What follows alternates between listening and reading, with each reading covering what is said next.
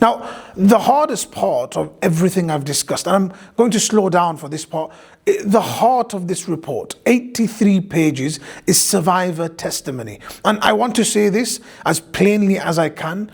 Nothing I'm about to say questions those survivors. Nothing. People who sat in front of a panel and relived the worst things that ever happened to them did a brave thing. And their accounts deserve to be taken seriously. Taking accounts seriously is not the issue. The issue is what the report's authors did with them. They did three things. First, these are not transcripts. The report tells you itself on page 19. What's printed is, I quote, a summary of some of the testimony, end quote, written up by the inquiry's own team. So every flat statement of fact in those pages is in the author's voice, their choices, their wording. And across all 83 pages of the report's evidential core, the number of footnotes or sources or citations is zero. The second issue, no checking is described anywhere. And here's where that stops being an academic complaint. Look, scattered through this report and its appendices are the most serious allegations a document can contain, including, by my count, at least 6 separate claims that someone was killed. And not one of those 6, not one comes with any note that it was reported to the police or checked against an inquest or verified in any way. They just printed it.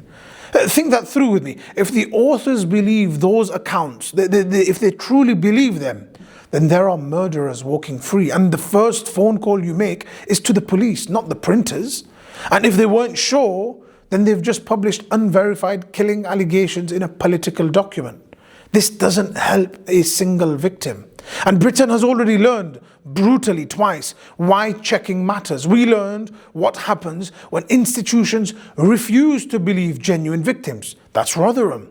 1,400 children dismissed. And we learned what happens when institutions believe without checking.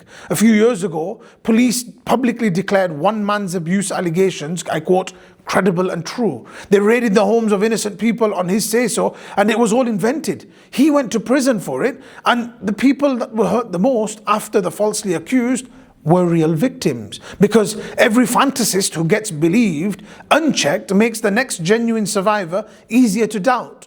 The lesson of both disasters is the same lesson. You take every account seriously, and then you check. Taking seriously without proper checks and balances is negligence.